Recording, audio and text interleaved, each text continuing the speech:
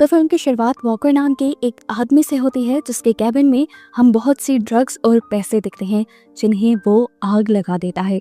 और फिर next scene में हमें एक ट्रक को दिखाया जाता है जिसके पीछे पुलिस लगी थी क्योंकि उस ट्रक में मौजूद वॉशिंग मशीन में ड्रग्स थी। पुलिस की बेशुमार गाड़ियां इस ट्रक के पीछे थी और ये लोग गोलियां भी चला रहे थे, पर ट्रक के लोग इन गोलियों से बचे रहे। आखिर पुलिस की सारी गाड़ियां पीछे रह गईं सिवाय एक के जो अभी भी इनके करीब थी, जिस पर ट्रक के लोग एक वॉशिंग मशीन उठाकर फेंक देते हैं और अंदर बैठा पुलिस ऑफिसर इस एक्सीडेंट से बुरी तरह जख्मी हो जाता है। पुलिस की कार रुक चुकी थी। जख्मी ऑफिसर का दूसरा साथी बैकअप पुलिस बुलाता है पर कोई फायदा नहीं, ये लोग ट्रक निकाल कर ले जा चुके थे। अगले सीन में हम चार्ली और उसके 3 साथियों को एक क्लब के पास आता दिखते हैं। यही चारों उस ड्रग वाले ट्रक को भी चला रहे थे जिसकी ड्रग्स को बेचकर इन्होंने अब पैसा इकट्ठा किया था, जो पैसा अब ये लोग एक गैंगस्टर को देने जा रहे थे जिससे पहले इन लोगों ने उधार लिया था। चार्ली और चार्ली के साथियों को देखकर ये लड़का अपने अंकल को इस रूम से बाहर भेज देता है। अंकल का नाम है चिंग और बाहर जाते ही चिंग एक गाड़ी को इस क्लब के पास देखता है जिसके अंदर 3 मास्क मैन थे और उनके हाथ में गन्स भी थी। इतनी देर में चिंग को किसी का मैसेज भी आ जाता है कि तुम यहाँ से भाग जाओ। बाहर चार्ली के बाकी 2 साथी जो अभी भी कार में उनका इंतजार कर रहे थे, उन्होंने भी उन मास्क मैन को देख लिया था। वो बाहर से फौरन चार्ली की दोस्त को इन्फॉर्म करते हैं कि यहाँ पर हमला होने वाला है, फौरन उस जगह से बाहर निकलो। कि मास्क मैन बिना वक्त गवाए उस क्लब के अंदर जाकर धड़ाधड़ फायरिंग शुरू कर देते हैं।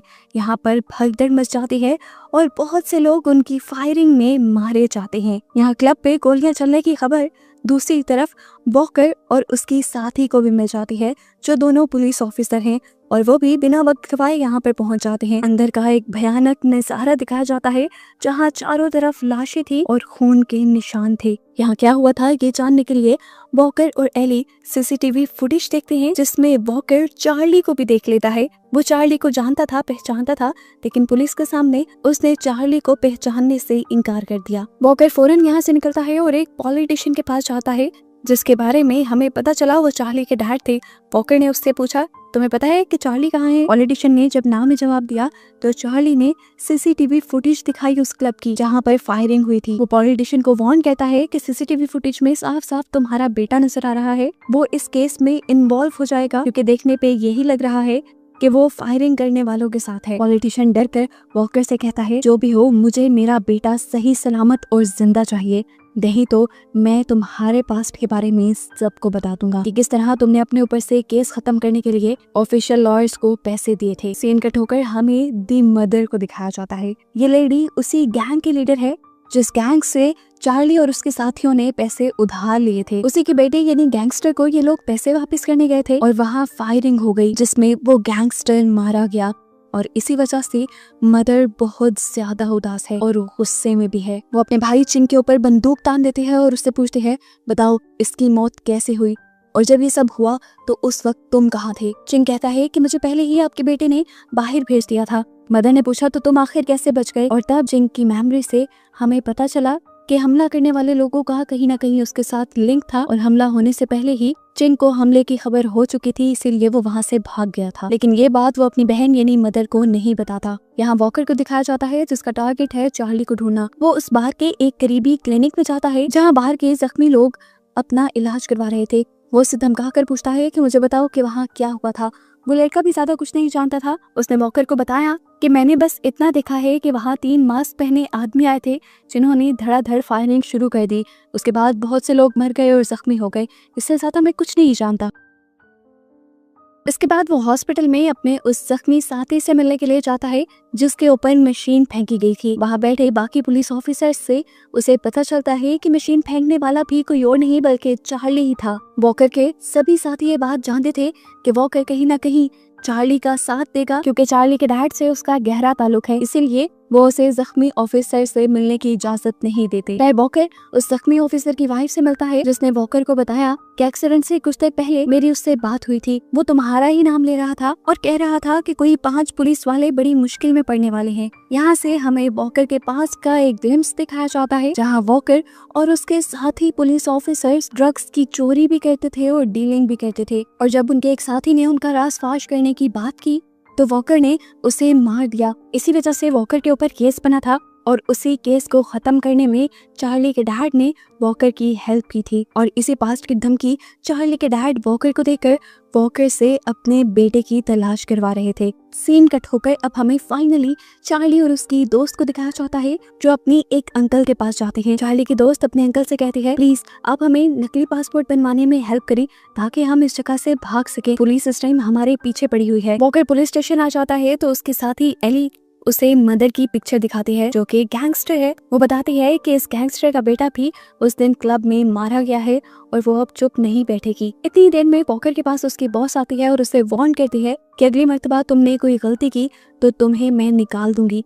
तुमने पुलिस को अंधा समझा हुआ है, तुम चार्ली को जानते भी थे, पहचानते भी थे, फिर भी तुमने अपने बयान में उसे पहचानने से इनकार किया। यहाँ अपनी दूसरी साथी से वॉकर को पता चलता है कि चार्ली के साथ जो लड़की थी वो पहले एक डंप एरिया में काम करती थी। अब अगले ही सीन में हम चार्ली के डैड को ट्रैफिक में फंसा देखते हैं जब भी उसके पास 2 बाइक पर सवार लोग आकर उसके ऊपर हमला कर देते हैं और उसे किसी से फोन पर बात करने को कहते हैं। ये गैंगस्टर मदर थी जिसका बेटा उस दिन क्लब के अंदर मरा था। वो चार्ली के डैड से कहते हैं कि मेरे बेटे के मौत के पीछे तुम्हारा बेटा जिम्मेदार है और मुझे किसी भी कीमत पे तुम्हारा बेटा चाहिए। इन सारी बातों से वो बहुत ज्यादा डर चुका था। यहाँ हम देखते हैं कि वॉकर चार्ली के दोस्त मिया की काम करने की जगह पर पहुंच गया था जहाँ वो मिया के अंकल से मिलता है और उससे मिया के बारे में इन्वेस्टिगेशन करता है।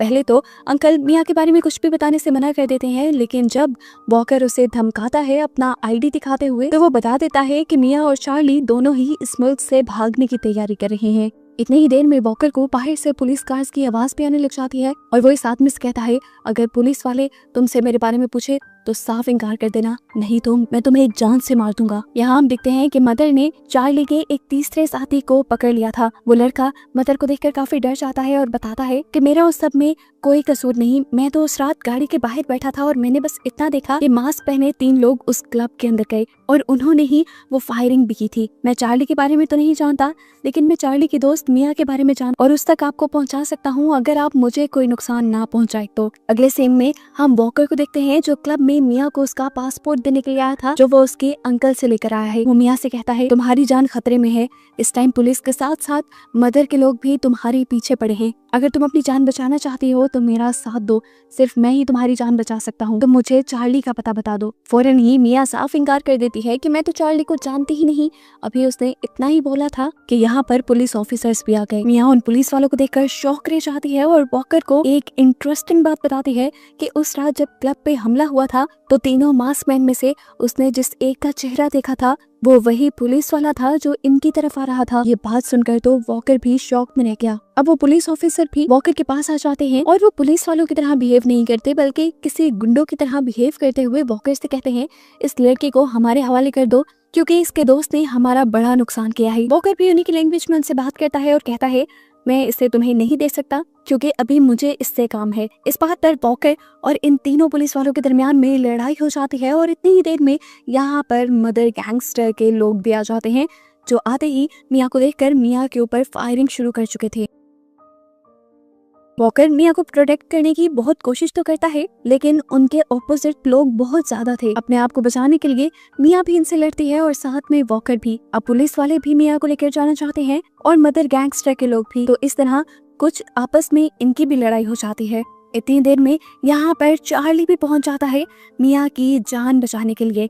चार्ली को देखकर सभी लोग उसके ऊपर भी फायर करने लग जाते हैं और वॉकर मिया को लेकर जल्दी से चार्ली के पास जाता है और कहता है, चलो मेरे साथ, सिर्फ मैं ही तुम्हारी जान बचा सकता हूँ और कोई नहीं। उनको भागता देखकर पीछे से तीनों पुलिस वाले इनके ऊपर गोलियां बरसाते हैं। पुलिस वालों की गोलियों से बचते हुए ये लोग बाहर अपनी गाड़ी तक तो पहुंचे, लेकिन देखा कि मदर गैंग के बाकी लोग बाहर इनका इंतजार कर रहे थे जिन्होंने इनके ऊपर शूट करना शुरू कर दिया। और यहाँ चार्ली के जरिए मिया को ये पता चला कि उनके ही दोस्त ने मदर गैंगस्टर को उनके बारे में खबर दी थी। वॉकर, मिया और चार्ली ये तीनों ही पुलिस वाले और मदर गैंगस्टर के लोगों से बचकर आगे निकल आए हैं। वॉकर अपनी साथी एली को कॉल करता है और उसे एक बहुत शॉकिंग न्यूज ये देता है कि जैसा केस इन्हें समझ आ रहा था केस वैसा बिल्कुल नहीं था। वो तीनों पुलिस ऑफिसर्स जो उस दिन ड्रग्स वाले ट्रक का पीछा कर रहे थे वो क्रिमिनल्स को नहीं पकड़ना चाहते थे बल्कि ड्रग्स हासिल करना चाहते थे। पुलिस के रूप में वो बहरूपी थे और ड्रग्स माफिया के साथ मिले हुए थे। ये सारी हकीकत क्योंकि एक चौथे पुलिस ऑफिसर को पता चल गई थी तो इन्होंने प्लान के तहत उसे आगे रखा उसका एक्सीडेंट करवा दिया ताकि किसी को उन पर शक ना हो, पुलिस ऑफिसर मर भी जाए और उनका राज भी ना फाश हो। मगर वो ऑफिसर जिंदा बच गया। वॉकर एली से कहता है फौरन उस ऑफिसर के पास जाकर उसकी जान बचाओ। वो बताता है यही नहीं बल्कि क्लब पर हमला करने वाले नामालूम अफराद भी यही ऑफिसर्स थे। पीछे अब हम उन ऑफिसर्स को देखते हैं जिनका एक साथ ही अभी होने वाली फायरिंग में मारा जा चुका है और ये 2 लोग ही बचे हैं। उनमें से एक मदर गैंगस्टर के भाई चिन को कॉल करके कहता है कि तुम्हें हमारा एक काम करना होगा, हॉस्पिटल जाकर तुम्हें उस जख्मी ऑफिसर को मारना होगा। वो हमारे बारे में सब जानता है और होश में आने पर मुंह खोल देगा। यहाँ हम देखते हैं कि एलन भी हॉस्पिटल पहुंच चुकी थी, लेकिन इससे पहले कि वो उस ऑफिसर के पास पहुंचती चिंग कई गोलियां मारकर उसकी जान ले चुका था। यहाँ से जाते हुए चिंग इस मर्डर की आई विटनेस उस ऑफिसर की वाइफ को भी गोलियों से भून देता है। ये सब एली अपनी आंखों से देख चुकी थी। चिंग को पकड़ने के लिए वो उसके ऊपर गोलियां चलाने लग जाती है और जवाब में चिंग भी उसके ऊपर फायरिंग करता है। एली बड़ी होशियारी से उससे बचते हुए आखिर उसकी टांग के ऊपर फायर करने में कामयाब हो ही जाती है और फिर उसे पकड़ लेती है। एली फौरन वॉकर के घर जाती है तो उसे वॉकर की वाइफ बताती है कि वॉकर यहाँ नहीं रहता बल्कि जंगलों में रहता है। वो वॉकर के पास जाने ही वाली थी कि तभी चिंग के मोबाइल पर उसे एक मैसेज आया। वो पुलिस ऑफिसर जिसने चिंग के जरिए उस जख्मी ऑफिसर को मरवाया था वो उससे डील करने के लिए कहीं बुला रहे थे। एली उसी जगह पर चली गई और जैसे ही वो ऑफिसर्स वहाँ पे आए तो एली ने इन दोनों को भी पकड़ लिया क्योंकि चिंग को वो पहले ही पकड़ चुकी थी। दूसरी तरफ अब हम वॉकर को अपने घर पे देखते हैं। उसके पास चार्ली और मिया दोनों हैं। वो जल्दी से चार्ली के डैड को कॉल मिलाता है और उन्हें एक्साइटेड होकर बताता है कि चार्ली मिल गया है, लेकिन देखने को मिला कि जैसा उन्होंने सोचा था बिल्कुल उल्टा हुआ। चार्ली के डैड को मदर गैंगस्टर पहले ही पकड़ चुकी थी और अब ये खबर मदर गैंगस्टर के पास भी थी। मदर गैंगस्टर फौरन इनकी लोकेशन का पता चलाते हुए चार्ली को पकड़ने का ऑर्डर दे देती है क्योंकि उसे लग रहा है कि उसके बेटे को मारने वाला कोई और नहीं बल्कि चार्ली है। मदर गैंगस्टर के बहुत से लोग वॉकर के घर पर आकर फायरिंग करने लग जाते हैं, जिनके जवाब में वॉकर और चार्ली भी इन लोगों के ऊपर खूब फायर करते हैं। पर वॉकर और चार्ली घर के अंदर होने की वजह से अपने आप को बचा लेते हैं। इन गुंडों ने घर के नीचे से भी घर में घुसने की कोशिश की, जिन्हें वक्त पर वॉकर ने शूट कर दिया। बाहर निकलने का रास्ता भी बंद हो चुका था, हर तरफ दुश्मन थे। इस टाइम पर यहाँ मदर की राइट हैंड आ जाती है जो कॉम्बैट फाइटिंग चैंपियन थी। उसने वॉकर से लड़ाई शुरू कर दी। वॉकर पहले ही थका हुआ था, कुछ उसकी मार से वो और थक कर गिर गया। उस लड़की ने वॉकर का मार मार कर भुरता बना दिया और एंड टाइम पर जब वो लड़की वॉकर को मारने वाली थी, वॉकर ने होशियारी दिखाते हुए अपनी पास पड़ी गन से उसे मार दिया। जबकि बाहर हमें दिखाया गया कि चार्ली और मिया पकड़े गए थे। मदर गैंगस्टर यहाँ पर चार्ली के डैड को भी लेके आई थी। वो चार्ली के डैड से कहती है, तुम्हारे इस बेटे की वजह से मेरा बेटा मरा है। मैं उससे बहुत प्यार करती थी और अब मैं उसे वही दुख दूंगी जो उसने मुझे दिया है। मैं उससे प्यार करने वाली उसकी इस दोस्त को मार दूंगी। इसे भी तो पता चले जिससे आप बहुत प्यार करते हैं उसका मरना कैसा लगता है, और मैं ये काम अपने हाथ से नहीं करूंगी। वो बंदूक चार्ली के डैड के हाथ में पकड़ा देती है और कहती है, मिया को मारो। इससे पहले कि चार्ली के डैड ये काम पूरा कर पाते, यहाँ पर एली आ जाती है और मदर गैंगस्टर को सारा सच बता देती है। वो अपने साथ उन पुलिस ऑफिसर्स को भी लेके आई थी जिन्होंने मदर गैंगस्टर के बेटे को मारा था। उसने सच बता दिया कि इन दोनों के साथ तुम्हारा भाई भी मिला हुआ है। चार्ली और मिया का कोई कसूर नहीं, वो सिर्फ अपना पैसा तुम्हारे बेटे को वापस करने आए थे। असल कसूर इन दोनों पुलिस ऑफिसर्स का और तुम्हारे भाई का है। अपने आप को बचाने के लिए वो पुलिस ऑफिसर यहाँ एक बंदे से बंदूक छीनता है और एली के ऊपर गोली चलाना शुरू कर देता है, क्योंकि एली ने उसे अब भी फंसाया था और अगर वो बच जाता तो आगे भी फंस जाता।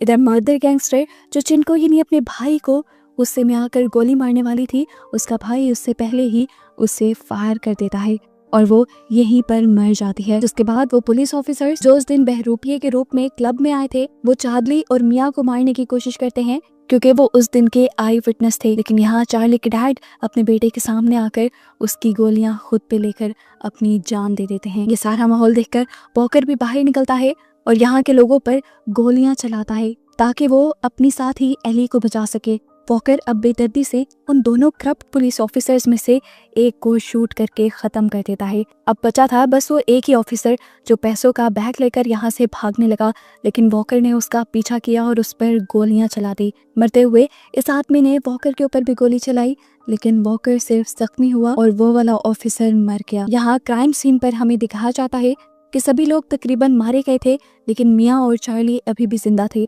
वो दोनों एक गाड़ी लेकर यहाँ से भागने की कोशिश करते हैं तो एली उनसे कहती है, बेहतर यही है कि तुम अपने आप को पुलिस के हवाले कर दो। तुम्हारा जुर्म छोटा है, तुमने सिर्फ ड्रग्स चुराए थे। पुलिस की कस्टडी में तुम लोग सेफ रहोगे, नहीं तो अब मदर गैंगस्टर की जगह चिंग संभाल लेगा और उसके लोग तुम्हें जरूर मार देंगे। मिया और चार्ली उसकी बात नहीं मानते और यहाँ से निकल जाते हैं। जिसके बाद एली आती है वॉकर के पास, जहाँ पर वॉकर उसे कहता है कि तुम्हें मुझे अरेस्ट कर लेना चाहिए क्योंकि मैं कहीं ना कहीं क्रिमिनल्स का साथ दे रहा था, पर मेरा खरीदा हुआ गिफ्ट मेरी बेटी को जरूर दे देना। ये कहते ही यहाँ पे बहुत सारे पुलिस सायरन्स की आवाज आती है और मूवी यहीं पर खत्म हो जाती है।